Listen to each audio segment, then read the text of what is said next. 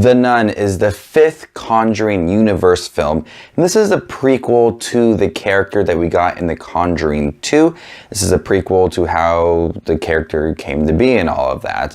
And this is set in 1952 when a priest and a nun in training go to investigate this church in Romania where a nun took her own life, and they start to uncover some of the dark secrets behind this church. Now, going into this movie, I was really hoping that this movie would be great, and then I saw a Twitter post from the really awesome YouTuber Zach Pope that this was like a gothic Indiana Jones adventure, and then I got stoked out of my mind to see this movie. Seeing the trailer for this movie, I did not realize that the actress in this movie is Taissa Farmiga, who is the younger sister of Vera Farmiga, who is in the Conjuring movies. So when I saw her, I was like, is this going to be a prequel for Lorraine's character? But no, it's Sister Irene, who is played by Taissa Farmiga, who was in the American Horror Story, the very first one. So I like that, you know, it's cool that she was in this movie, but I feel like if they ever wanted to do a Lorraine prequel where she was younger, waste opportunity because they used her sister already in this movie. Anyways, I enjoyed The Nun. The Nun is a very, very atmospheric movie, and when I consider like the Halloween season to start September 1st for me, and so it's nice to see a movie in early September that gave an eerie vibe going for it. The visuals in this movie are really great. This really deserted church and haunted nuns going around it. It just screams the holidays for me. And so this movie just had some really great imagery in it, really creepy moments of the nun far down the hall and then slowly getting closer to the character as like the lights are just burning out, so you get to see the nun closer and closer.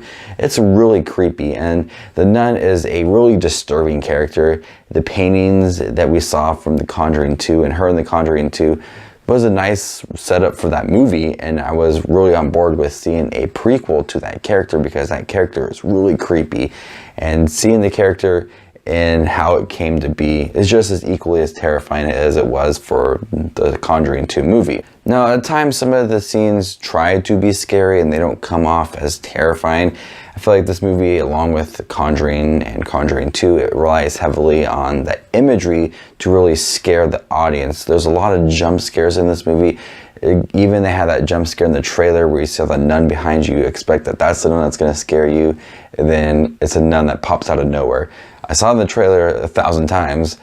Even in the movie, it still made me jump.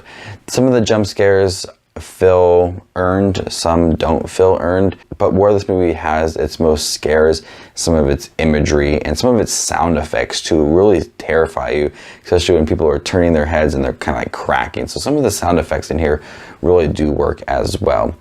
Now, one of my issues with The Nun, and it's an issue with, I think, The Conjuring 2, is that you're focused on one central villain as the person, or whatever it may be, that is terrorizing the family.